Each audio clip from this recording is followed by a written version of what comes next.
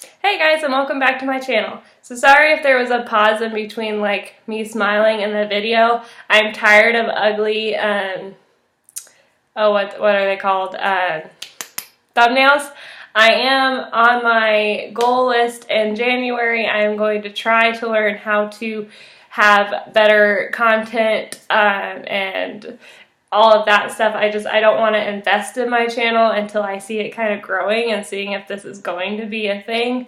So I can't promise that the lighting and that kind of stuff is going to get better, but I do want to start learning some free stuff to make my thumbnails better and just improve my channel that way. But in the meantime, because the holidays are coming up and I don't have time, bear with me. I'm just trying to get a thumbnail that I don't look half asleep or my mouth is open or, like my past thumbnails that you can go back and look at that are less than attractive. So today I am going to be doing a tag video. This is a debt-free community tag. I wasn't tagged in it or anything like that. I'm just kind of stealing it.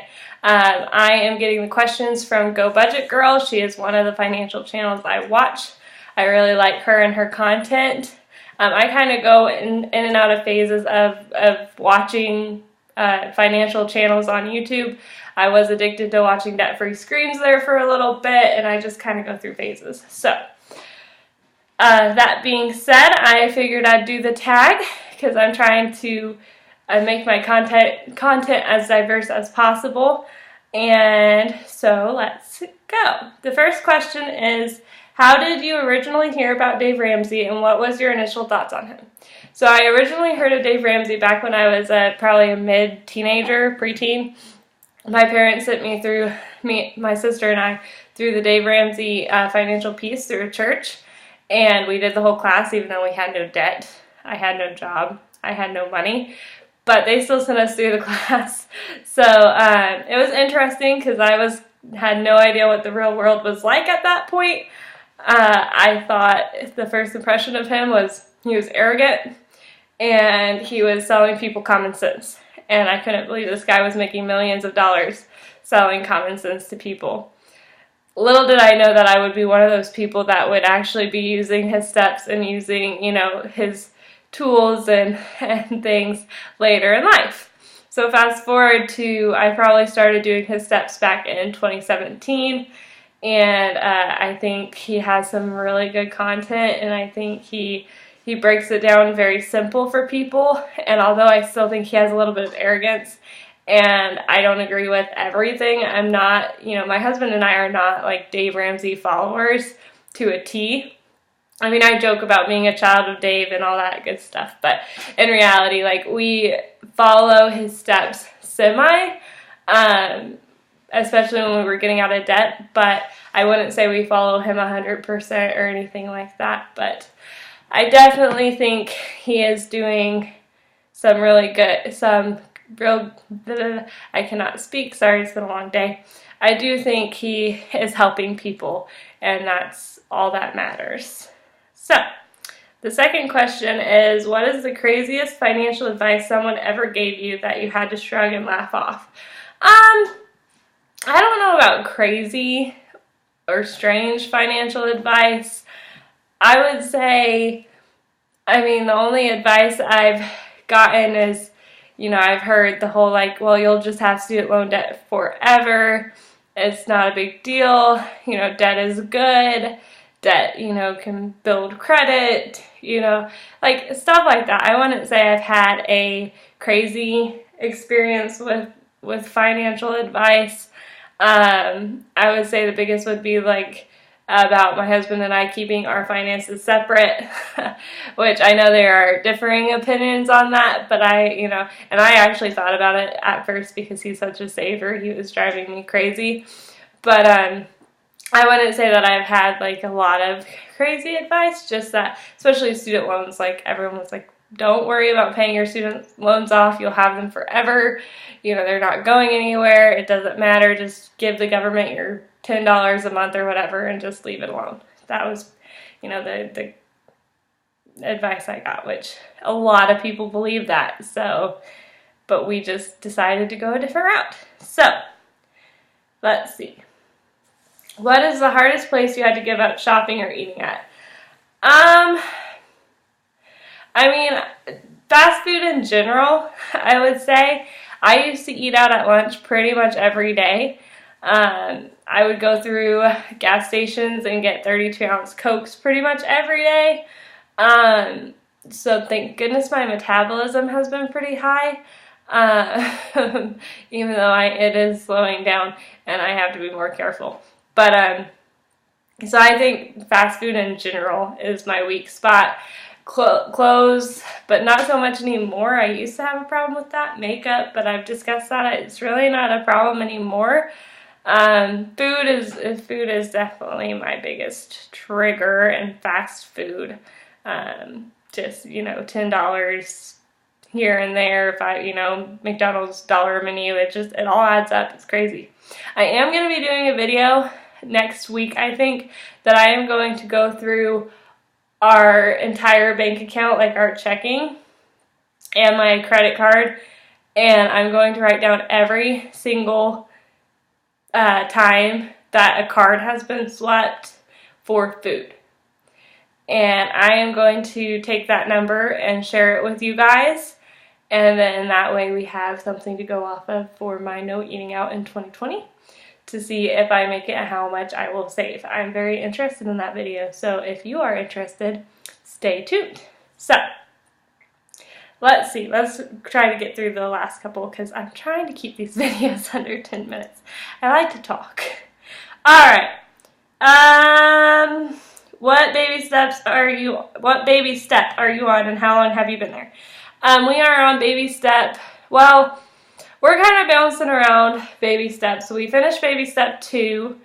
I actually don't know what the baby steps, I know what the baby steps are, but I don't know what order they are in.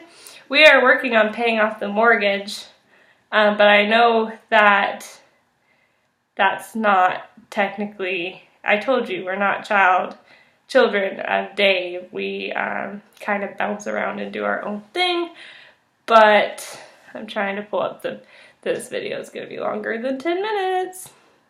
Okay, baby step 1 is save $1,000. Got it. Baby step 2, pay off all debt. Got it. Baby step 3, save 3 to 6 months of expense in a fully funded emergency fund. I feel like we're pretty much there. We always like to have a pretty big, well, my husband likes to have a huge savings, and I am much more like that than I used to be. I used to have like $1 in my account till my next payday, and I'd be like, it's fine.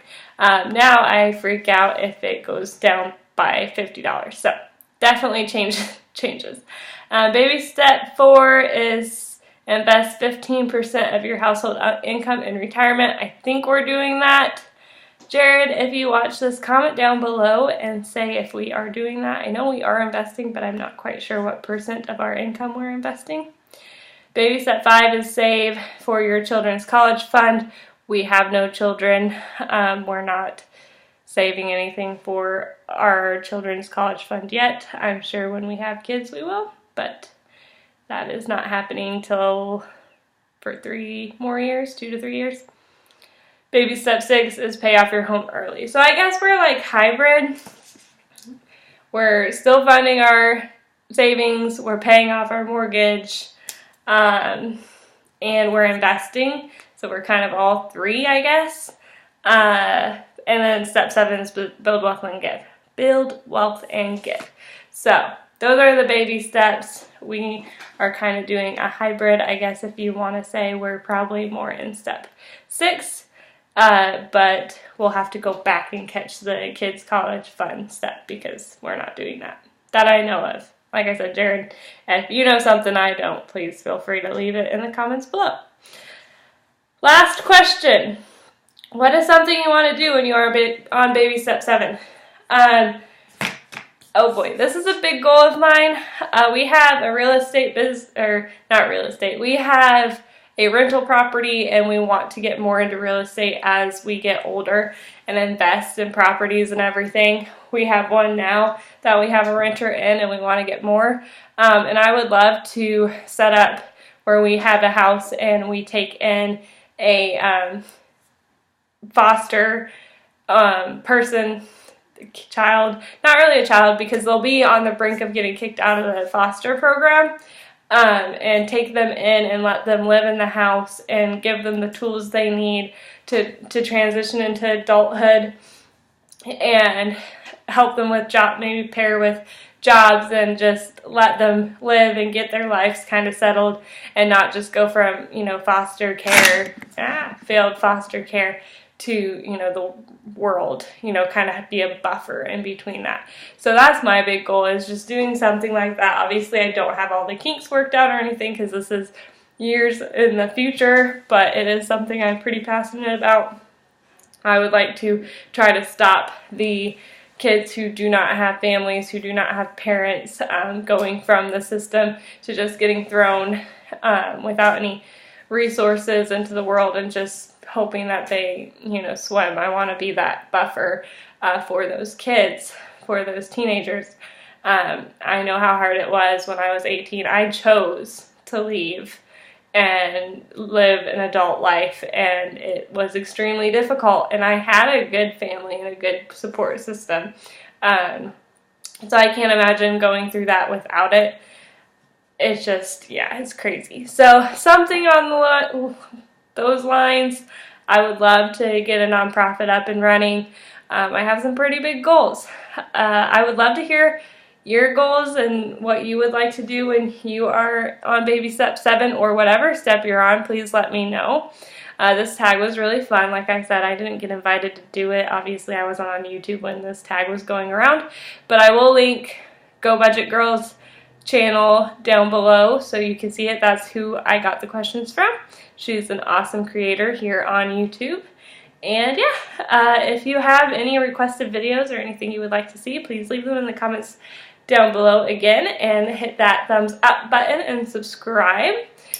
This is one of many tag videos, and I will see you all on Monday, because I will post this video on Friday and then I won't post it until Monday. And Monday will be an update on my 21-day fix journey. Bye!